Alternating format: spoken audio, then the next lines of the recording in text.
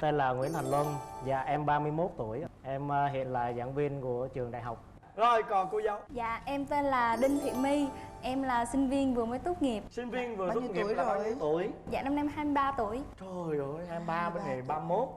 Thế thì cái chuyện tình chú trống nó như thế nào? Dạ em là sinh viên của trường.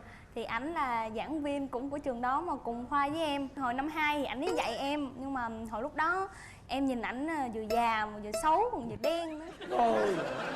Lúc đó là râu mọc dài đó nữa. Nhìn nói chung là không có cảm tình gì hết á. Bởi vì của nào trời Trời trao của nó. Nhưng mà anh suy nghĩ hoài. Trong một cái giảng đường thì nó rất là nhiều sinh viên. Tại sao không chọn những sinh viên khác để theo đuổi mà lại chọn cô sinh viên này? Lúc mới đầu thì em gặp bạn này ở trong lớp. Thì bạn hơi nhiều chuyện một chút. Ủa mặt này mà mặt nhiều chuyện hết trời. Trời ơi. Trong lớp thì hơi nói nhiều nên em cũng chú ý, em nhắc nhở. Nên cũng có một chút ấn tượng. Nhưng mà lúc đó vẫn chưa quen. Tại vì tư cách là thầy trò thôi nên học xong thì thôi. Lúc sau này mới gặp lại. Trong hoàn cảnh nào? Dạ khoảng 1 năm rưỡi sau á, mà hôm đó lại trời mưa nữa. Xong ảnh đi trễ giờ dạy, em thì ngồi nói chuyện với nguyên một đám bạn. Tự nhiên ai không bắt em ra là cầm áo mưa đội qua để dẫn ảnh qua bên giảng đường ảnh đi dạy. Mà xui cái là 3 ngày liên tục của cái tuần đó đều trời mưa mà toàn là bắt em dẫn đi mà. Xong rồi em đi đòi trả nợ. Ảnh ấy nói là mai mốt tôi trả cô trà sữa. Thì ảnh chỉ mời lơi em thôi nhưng mà em đòi thiệt, ngày nào cũng đi đòi đó.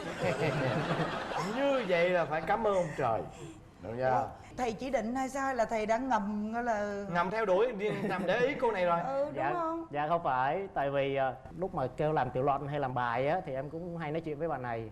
Thì lúc đó thân hơn. Thân hơn thì em nhờ bạn là thôi em mang cái áo mưa em dẫn tôi qua bên chỗ lớp để dạy rồi em mang áo mưa về trả lại cho người ta. Bao lâu thì mới bắt đầu Uống được thay bao đổi? nhiêu lần? Đã Uống được bao nhiêu lần, che được bao nhiêu cái áo mưa thì cái cách thay đổi xưng hô nó chuyển từ thầy qua sang anh. Sau cái buổi trà sữa đó về thì hai người nhắn tin qua lại cũng được 2 tuần. Thì ảnh đi từ thiện mới nhắn tin lời cái là bộ thầy quên em rồi sao. Cái ảnh mới điện cho em liền. Anh kêu là tại điện thoại tôi lên nó không có sóng này nọ, tôi có mua quà về. Mà ảnh mua 2 món quà, ảnh thử em. Một cái là một cái móc treo xe bình thường thôi. Còn một cái là có hình con trâu và tên của ảnh. Cái ảnh mới đưa cho em nè, chọn đi. Cái đầu tiên là em chọn cái móc bình thường thôi. Cái thấy mặt ảnh buồn buồn á, xong cái giả bộ suy nghĩ lấy lại. Em lấy cái móc có tên của ảnh, cái anh mừng quá về tới nhắn tin tỏ tình với em. Tối hôm đó là bạn nhắn tỏ tình sao? Không, em cũng hẹn đi chơi rồi hai đứa ngồi chỗ công viên rồi kêu là thôi giờ tôi cũng lớn rồi, thôi nếu mà có tình cảm thì làm bạn gái tôi nha. Trời ơi, Trời ơi ghét không? Để hỏi thầy cái nè. Rồi lúc đó có phải giấu tất cả mọi người không? Dạ có. Tại vì thường là nếu mà học trò mấy thầy giáo là hay bị thị phi lắm. Nếu mà tới nghiêm túc thì không sao, nhưng mà tới kia đó là thị phi. Nên em cũng nói rõ với bạn là thôi quen nhau thì anh đi ăn uống hay gì đó thì đi xa xa một chút. Chứ tới trường rồi mắc công mấy bạn sinh viên với thầy cô khác đồn lên rồi bạn học hành của bạn lại bị ảnh hưởng. Ảnh chở em đi học mà bịt kín mít luôn. Xong rồi cái giục em ngoài trường cách 200 m, trời nắng chang chang, mấy em đi bộ vô mồ hôi một kê đổ ra. giả bộ chị xe Thầy giấu trong bao lâu? Dạ giấu tới khi cưới luôn chị. Giấu tới khi cưới luôn? Rồi Dạ. cưới bao lâu rồi? Dạ cưới được 6 tháng. Thôi là tức là mới xì ra đây. 6 tháng chưa được nửa năm luôn. Tới lúc mà em phát hiện thì các thầy cô mới tá hỏa biết. Dạ. Nhưng mà như vậy là thời gian là bao lâu? 1 năm, 2 năm hay là bạn mấy? Dạ quen có 5 tháng rồi. Cũng đâu có gì gớm ghê đâu. Giấu có 5 tháng trời. Đúng không? Ta giỏi ta giấu mấy năm trời luôn. Nhưng mà thôi cũng không sao. Mà cái tình yêu của em với cô này á thì nó có ảnh hưởng tới cái trạng thái của em khi mà dạy học không? Nhiều khi cũng có chị. Thí dụ mà lâu lâu hai đứa vui vẻ với nhau á thì lên trên lớp vui lắm, không muốn về nữa mà hết giờ vẫn dạy tiếp. Nhưng mà bữa nào cãi lộn hay gì á, người khó chịu lắm. Rồi lúc em đám cưới là em ra trường chưa hay là vẫn còn sinh viên năm 3? Dạ chưa, em lúc mà em cưới là em vẫn là sinh viên năm 4, đang làm bảo vệ công văn. Sao không chờ luôn mà tại sao không chờ cho tốt nghiệp xong rồi cưới? Tại vì thứ nhất là anh cũng lớn tuổi, anh xuống anh xin ba mẹ em. Thứ hai nữa là nhà coi á, thì cái ngày tháng đó thì được, cho nên là mới cưới luôn. Nói chung anh cũng nghiêm túc lắm, tại vì lúc mà anh ấy tỏ tình với em á là em chưa kịp trả lời là 2 giây sau là cầu hôn em luôn. Em ở chung với lại bên vợ hay là vợ ở chung với bên chồng? Dạ, và ở chung với bên em. Rồi mẹ của em là chắc là còn trẻ lắm phải không? Dạ, mẹ em hơn ảnh có 9 tuổi. Cái hôm bữa lần đầu tiên anh về nhà em chơi, cái em mới gạt ảnh kêu chị em á trên Sài Gòn mới xuống, em vô anh chào đi. Cái ảnh vô anh thao thao bất tuyệt xin mừng chị với em. Xong rồi tới lúc về em kêu là mẹ em á vô chào lại đi, cái bắt đầu quê quá vô chào lủi xe đi về luôn. Vừa về cái mẹ em kêu ê sao nó còn dạ hơn tao nữa vậy mày. Ủa gì cha em có phải bằng tuổi với mẹ em không hay là Dạ không, cha em hơn mẹ em 9 tuổi. Bên này là hơn bên này 9 tuổi. 8 tuổi ạ. 8 tuổi, nó cũng xê xích 8, 9 đó chị. Cha, có nghĩa là con rể với lại là bố vợ á, Dạ. là một hệ đó. Dạ. Em với mẹ, tức là cái hoàn cảnh nó giống nhau á, Giống cái nhau số đó phận mà. giống nhau. Cũng là 8, 9 đó. Tại vì ba của em á là một người đàn ông của gia đình á, nên là em lấy ba em làm mẫu mực để mà em chọn chồng của em. Thì thứ nhất là về ngoại hình thì ảnh ấy giống ba em, tính tình á thì khác giờ vượt ba em thì chịu khó làm việc nhà lắm, còn ảnh ấy lười lắm. Bây giờ là đến cái chi tiết kể xấu rồi đó. Thôi kể luôn Thôi đi, giờ kể luôn đi, luôn em đi, chắc luôn đi. sẵn cái đà này. Dạ. Hồi lúc yêu em á thì hay xuống nấu spaghetti cho em ăn, hay là chở em đi xem phim, hay là đi chơi, nói chung em thích đi đâu là đi hết á. Còn thôi bây giờ á, là lấy nhau về á, là kêu anh ơi dọn giùm em cái chén ăn cơm đi, là không có thấy mặt mũi đâu hết á, đóng cửa. Nhiều khi mà thấy em nấu ăn ở dưới á, ở trên đọc truyện, nhưng mà thấy em mà đi lên một cái là tắt màn hình điện thoại, nhắm mắt ngủ. Giả ngủ. Dạ. Xong rồi hả, nhờ vợ nhờ là anh ơi lấy cái đồ hay là phơi cái đồ, cái là em lấy từ sáng tới chiều là còn yên nguyên luôn. Rồi còn gì nữa không? Thì tối ảnh ngủ thì ảnh hay ngáy nữa, mà em ngủ mình quen rồi mà ảnh ngáy to quá em ngủ không được. Cái em quay ngược cái đầu lại là chân của em là ở phần trên á, cái nhiều khi anh ôm qua, anh ôm ngay chân của em, anh bật ngược lại. Để tật xấu của chồng mà đôi mắt rất là Lúng liếng sung sướng vậy đó. Ôi tôi rất là hạnh phúc với những cái điều xấu của vợ. Thì chồng của em là Ai bắt ngoài em là học không? dạ có, tại vì em là học dốt lắm, học dốt tiếng Anh với lại tin học dốt vô cùng luôn. Mà ảnh thì ảnh dạy tin với lại dạy tiếng Anh, thế là suốt ngày bắt em học. Em thì em trốn rồi, cái xong mét mẹ em với mẹ em chửi em. Nói chung mỗi lần như vậy là em giả bộ em bệnh hay là em đau hay là em mệt hay gì đó em trốn hết. Làm lá yêu á nghe, làm lá yêu chứ Cắt đâu tiền dám. tiêu vặt của em, có nghĩa là em mà không đi học là cắt cái khoản đó cho nhịn luôn. Phong tỏa tài khoản. Dạ đúng rồi. Rồi giờ tao kể tội cô vợ. Bạn này bạn nói nhiều lắm anh. Làm sao? Nói nhiều lắm, em nghe em nhức đầu lắm. Dạ. Nhiều khi bạn có một vấn đề mà cứ léo nhéo liên tục á. Tới khi nào là mình làm mới thôi. Nên nhiều khi em la cho. Dạ. Còn cũng chẳng, bạn này cũng khá là nhanh nhẹn với lại dễ thương, chỉ có tật là hơi nói nhiều thôi. Chị có nói nhiều rồi đúng không? Dạ. Hồi xưa quen nhau đó là ảnh hay rủ em đi Sài Gòn chung với ảnh đi dạy, rồi ngồi đó đợi ảnh. Sau này em mới biết là ảnh rủ em đi Sài Gòn là để cho em nói cho ảnh đừng có buồn ngủ. Tại nhiều khi em đi trên đường nhiều á, em hay mệt á, hay ngủ gục trên xe á, cái đó khá là nguy hiểm. Nên có bạn này đi, bạn cứ nói chuyện như vậy, nhiều khi em không có ngủ được. Rồi, em mong muốn anh xã này của em á là thay đổi gì? Em chỉ mong ảnh là hay phụ em việc nhà thôi, tại vì nhiều khi mà em sống ở nhà em á là ba mẹ em cùng làm, xong rồi cùng nghỉ rồi cùng chơi. Em thấy quen rồi, lên trên đây á chồng em cứ nằm gác chân đọc truyện thôi mà. Còn em mong muốn vợ em thay đổi gì? Em chỉ muốn vợ em là siêng học hơn chút. Bạn lười lắm, nhiều lúc là em bắt học để nâng cao kiến thức rồi phục vụ công việc của mình thôi, nhưng bạn tìm đủ mọi cách là trốn không à. Bạn thầy có nghĩ rằng là do bạn này phải làm việc nhà nhiều quá cho nên bạn ấy bị mệt, bạn ấy học không vô không? Đúng là một vài lần thì đúng là như vậy, thì em không nói gì cả, nhưng vài lần là bạn ấy cũng nằm chơi thôi. Em bắt học thì bạn ấy giả bộ là ôi nhức đầu quá thôi. Nhưng mà bạn này là đã tốt nghiệp rồi đúng không? Dạ em vừa tốt nghiệp xong. Đang Mà đi bây giờ làm. chồng vẫn bắt học à? Dạ, tại vì cái chuyên ngành của em cần tiếng Anh. Học tiếng Anh thôi, chứ còn mấy cái kia thì không cần học nữa. Ngộ lắm em, có những người có năng khiếu học mà có những người không có năng khiếu học. Dạ. Giống như về sinh ngữ á, có người có năng khiếu sinh ngữ mà có người học hoài học cũng không có được nữa. Dạ. Cho nên rằng á là em lựa đi, lựa cái đường để mà tìm một cái hướng phát triển tốt nhất cho cái người vợ của em để mà đạt cái hiệu quả cao nhất. Chứ nhiều khi những cái người ta không thích rồi mình ép cũng vậy, rồi đâm khi nhiều khi ép nhiều quá sinh ra xung đột đó, vậy thôi.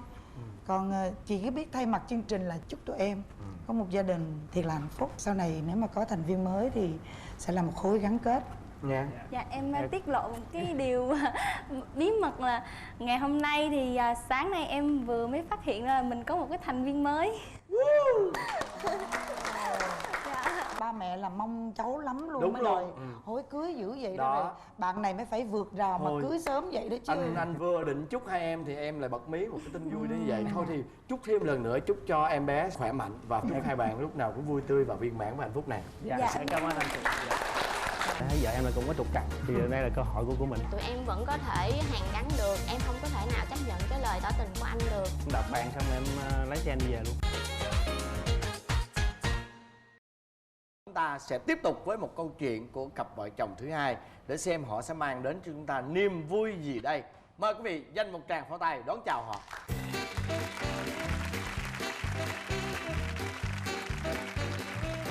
Xin mời hai bạn giới thiệu về mình. Em là Nguyễn Đặng Hồng Ân. Hiện tại em là nhân viên check-in của hãng hàng không. Hiện tại em đang được là 31 tuổi rồi. Rồi còn em? Em là Võ Thanh Vi, em 30 tuổi. Em là nhân viên điều hành tour. Ân với Vi là gặp nhau trong trường hợp nào? Cách đây 6 năm về trước em làm ở sân bay, em là nhân viên an ninh soi chiếu. Còn ảnh là nhân viên thủ tục. Thì lúc đó thì tụi em chỉ là đồng nghiệp thôi chứ cũng chưa có nghĩ gì hết. Tại vì lúc đó tụi em đều có bạn trai bạn gái hết rồi. Rồi vậy tụi em yêu nhau bao lâu rồi? Yêu nhau được 6 tháng xong rồi cưới luôn. Hả? Biết nhau 6 năm rồi yêu nhau 6 tháng. Dạ. Cưới luôn. Suốt cái thời gian mà làm việc chung với nhau ở sân bay không có yêu. Dạ không có yêu. Bạn bè? Dạ. Đến cái lúc cách đây 3 năm, đó là tụi em đang có trục trặc, em buồn. Em mới tâm sự với là chồng em bây giờ. Thì anh này không biết nghe rồi thấm sao đó em không biết. Nhưng mà lại mời em đi cà phê rồi tỏ tình với em. Ủa, bạn có thấy là nó nhanh đúng không? Dạ không, tại vì trong thời gian trước đó 3 năm á thì em cũng quen cũng nhiều mối tình, cũng tâm sự với vợ em, cũng có sự đồng cảm này kia. Sau này thấy vợ em là cũng có trục trặc, lại có hoàn cảnh y chang giống em hồi xưa. Thì em thấy thì kiểu này trước sau cũng chia tay thôi. Thì đây là cơ hội của mình. Vậy đó hả? Là xong lúc đó là em quyết định tỏ tình luôn. Dạ. Là cách đây 3 năm. Dạ đúng rồi. Vậy thì tại sao lại nãy chị nghe là yêu nhau 6 Nhưng mà tháng? cái đó là lúc đó là chưa thành công. Đây là cơ hội của mình. Nhảy vô nhưng mà nhảy không được đúng không? Dạ, thực sự em hoang mang tột độ luôn. Tại vì em Nghĩ ra đúng em không? không nghĩ là ảnh lại mời em ra để tỏ tình. Cái em mới nói với ảnh đó là thôi anh làm em sợ quá, em hay là thôi anh cho em thời gian 3 ngày để em suy nghĩ. Em suy nghĩ xong thì em mời ảnh ra em nói chuyện. Em mới nói với ảnh là tình cảm của em với bạn trai có rạn nứt, nhưng mà em cảm giác thấy là tụi em vẫn có thể hàn gắn được, cho nên là em không có thể nào chấp nhận cái lời tỏ tình của anh được. Anh nghe nói lúc thì đó Em giận lắm. giận luôn không? Em đập bàn xong em lấy xe em đi về luôn. Đập bàn sao lấy xe đi về? Đúng vậy, đi về. Từ lúc đó là em xóa số điện thoại, xóa tin nhắn, xóa Facebook, xóa mọi Yahoo liên hệ liên lạc luôn. Quế đúng không? Cái sau 3 năm cái có một cái buổi là tiệc họp mặt bạn bè. Lúc đó em cũng buồn ở nhà không làm cái gì. Em cũng đồng ý đi. Lúc đó lại không biết tự nhiên lại vợ em xuất hiện. Cái em nghi rồi, xong rồi có cái dắt bị gài. Ủa nhưng mà thực sự là có gài không hay là vô tình?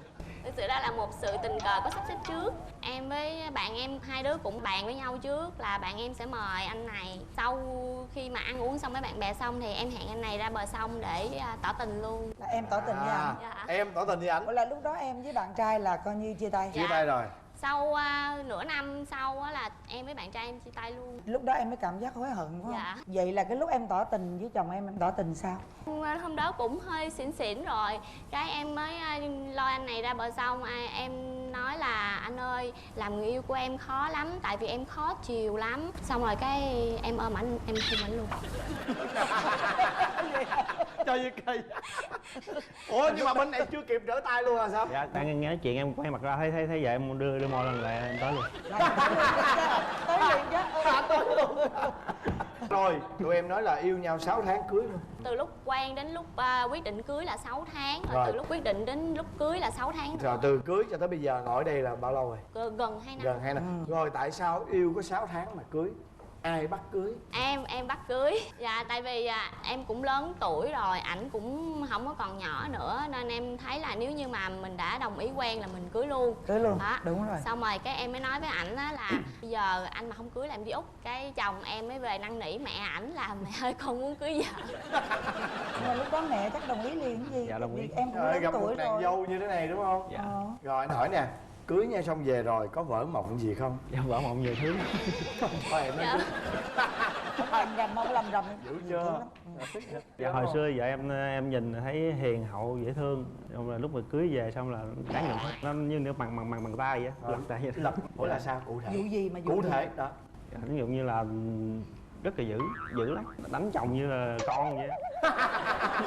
Thiệt luôn á hả? Dạ, ví dụ như giận cãi lộn á là hả, em đứng dưới đất thì vợ nhảy lên giường chống nạnh nách vậy.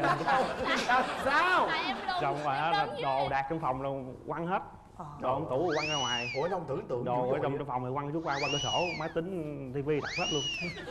Đập luôn hả? Dạ. Trời ơi. Có khi nào mà em phản ứng lại không? Dạ không. Em thì chịu đựng lại thôi, mà quánh dữ dội nữa đúng không? Nhiều khi em ức quá thì em làm gì? em bỏ đi ra ngoài. Ủa? Hai bạn ở đâu? Ở nhà? Ấy, mới đầu về thì cưới ở nhà em. À, ở nhà em. À. Vậy là bạn này có khi nào mà giận chồng quá hay là làm quá lên rồi bỏ về nhà mình không? Làm hoài. Làm hoài luôn hả? Lần thứ nhất là lúc nào? Sau khi cưới được bao lâu? Cưới được một tuần em nói anh không nghe nên em lấy đồ em bỏ về luôn. Nói gì mà không nghe vậy? Ảnh có cái tật xấu là ngủ mà không biết trời trăng mây gió gì hết á, cứ đặt xuống là ngủ, mà đồng hồ reo cũng không dậy luôn. Mà tại vì làm ca kíp á là ảnh 3 giờ sáng ảnh phải dậy rồi, nên là ảnh hay đặt đồng hồ reo 3 giờ dậy, mà đồng hồ reo thì reo ảnh ngủ à. Chứ Ảnh không nếu mà dậy. vậy thì đi trễ. Xong em hẹn tới 3-4 lần luôn. Vậy thôi là em xách vali về đó. Dạ tại vì em thì em hay khó ngủ, em mà nghe tiếng đồng hồ reo á là em không ngủ lại được, em thức tới sáng luôn. Cái là được 3-4 ngày cái em nói ảnh là anh ơi anh nghe đồng hồ reo là anh phải dậy để anh tắt đồng hồ reo, để đừng để em thức dậy là em ngủ lại không được. Em nói không nghe, ảnh cứ vậy đó. Xong rồi qua tuần sau cái mắt em thâm quầng như hai con gấu trúc vậy đó. Cái sáng hôm đó đồng hồ cũng reo luôn mà ảnh không dậy luôn, em tức quá. 4 giờ sáng em xách đồ em đi về nhà em luôn. Rồi sáng thức dậy không thấy vợ mình đâu. Lúc đó thì em buồn ngủ thôi, kệ ngủ luôn, mai vậy tính.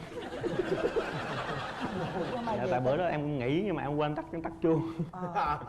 Rồi cuối cùng sao mới tính được? Xong rồi chiều Qua chiều năn nỉ. qua năn nỉ. Lâu không? Dạ em chỉ bắt ảnh hứa là sau này á, mà đồng hồ reo là phải bật dậy liền, đừng để cho em thức dậy, em mà thức dậy là có chuyện. Dạ anh tập cái thói quen vậy luôn á, đồng Vậy là hồ reo tốt phải không? bật dậy liền. Vậy là tốt, Dạ. nói chung là kéo vali về có hiệu quả thôi. Rồi anh hỏi luôn là vợ em kéo vali về nhà mẹ đẻ là nhiều lần không? 3-4 lần. Có thể kể một câu chuyện tiếp theo về cái việc mà cô ấy xách Lần vali thứ về hai. nhà lần thứ hai không? Dạ, lần thứ hai là em add fan lại mấy cái cô người yêu cũ em Facebook. Rồi Dạ sao? em phát hiện. Ủa sao phát hiện được vậy? Thường là ngày nào em cũng vô em kiểm tra hết là xem like bao nhiêu hình gái, add friend bao nhiêu. Trời ơi, like bao nhiêu hình gái em biết luôn hả? Dạ em hỏi tại sao cô này anh không làm chung, anh không bạn bè, không học chung gì hết mà tại sao anh add friend, gái lạ quắc lạ quơ gì á cũng add friend.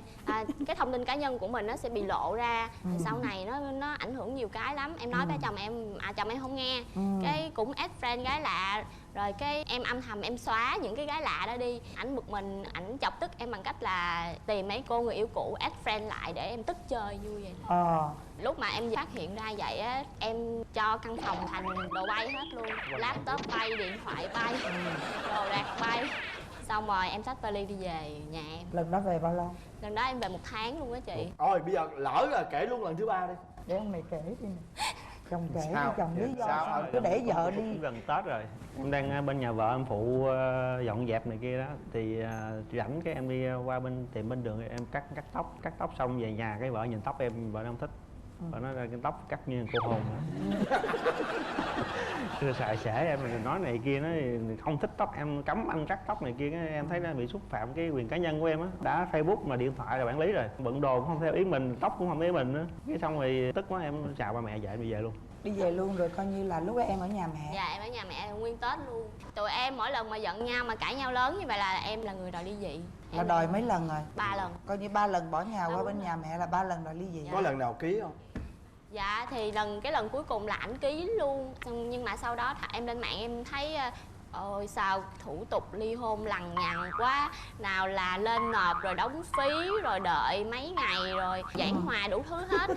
Em thấy sao làm thủ tục kết hôn thì nhanh mà sao làm thủ tục ly hôn nó lằng nhằng quá. Cho nên là em nói với chồng em á là thôi anh đi làm đi, bao nhiêu tiền em đưa chứ em không đi làm được tại vì em mắc đi làm về hành chánh rồi. Cái anh nói với em á là muốn ly dị thì em đi làm đi chứ sao em kêu anh đi làm, cái đùng qua đùng lại cái tờ ly hôn nó còn giữ không vậy? Hay dạ, xé rồi? bỏ rồi anh. Chị hỏi nè, nếu như thực sự chuyện nó xảy ra thì chị hỏi thật luôn cả hai đứa, thì em có thấy hối tiếc không? Dạ có. Sau cái lần đó á, thì em mới nghiệm ra một điều á, là vợ chồng với nhau mà sống với nhau còn lâu còn dài, còn nhiều chuyện phức tạp hơn nhiều nữa. Mà khi hệ cứ mỗi lần mà cãi nhau là đòi ly dị, cãi nhau là đòi ly dị thì nó không phải là một cách giải quyết vấn đề. Nó chỉ là thể hiện cái bế tắc của mình trong giải quyết vấn đề thôi. Chị nghĩ rằng khi mà em đã nhận thức được điều đó rồi, chị hy vọng là đừng có lần thứ tư. Em cũng có đồng cảm với vợ em chuyện đó không? Dạ đúng. Em thấy Tại chính xác là như vậy đúng không? Tại lúc đó em suy nghĩ là cưới vợ cực lắm, cưới một lần thôi. Cực quá mà. Giờ chị thấy như vậy nè, Vi, chị có một cái cảm nhận như thế này. Ân có nhiều điều mà em không thể chia sẻ được với Vi. Đáng lý ra có những cái em muốn nói nhưng em chưa nói được, chị biết chắc chắn như vậy. Còn về phía em á, em là một người rất là hiểu biết. Em không có nhìn gần, em nhìn rất là xa. Nhưng mà có đôi khi như vậy nè, mình có một người chồng, mình phải nghĩ rằng ảnh là chồng đó, đừng có nghĩ ảnh là cái vật sở hữu của mình. Em phải kích thích để mà ảnh phát huy những cái tiềm ẩn mà ảnh có. Chị nói ví dụ em phải tạo lòng tin, là em tin chồng thì những cái chuyện ví dụ như là Facebook nè, điện thoại nè, em đừng control nhiều quá. Sau này em còn nhiều thứ để em phải lo toan, về con cái, về cuộc sống, về kinh tế đủ thứ. Cho nên rằng em phải tập cái thói quen từ đầu là em rất tin anh, và anh phải tạo được lòng tin đó đối với em. Có nghĩa là hai cá thể cùng phát triển tồn tại song song trong một ngôi nhà, chứ không phải là đó là sở hữu của mình. Bỏ cái tư tưởng đó đi. Còn về phía chồng, em có những cái gì em phải tâm sự với vợ em. Tại vợ em là người rất hiểu biết. Em nói mà cổ không thể nào mà cổ cãi được thì cổ sẽ nghe. Chị nghĩ là như vậy thì tụi em mới không có lần thứ tư. Chúc tụi em hạnh phúc nha. Thay đổi nha. Rồi, cảm ơn em.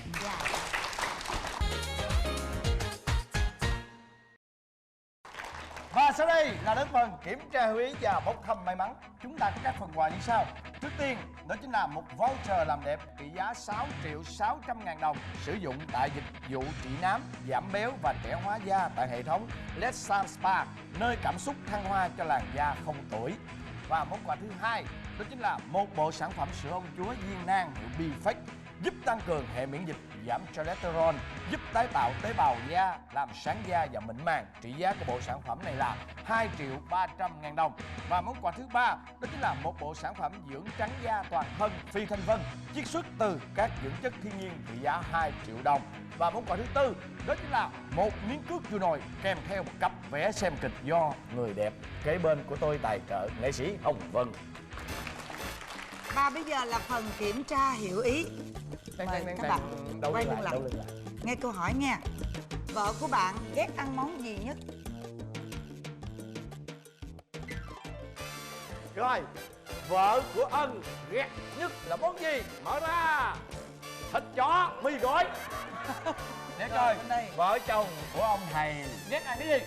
En phở. Ê, trời ơi.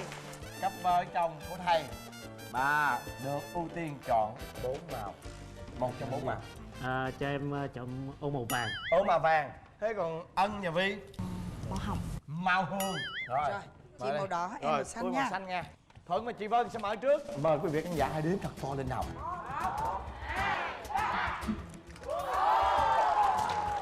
Xin mời hai cặp vợ chồng chuẩn bị đếm nào.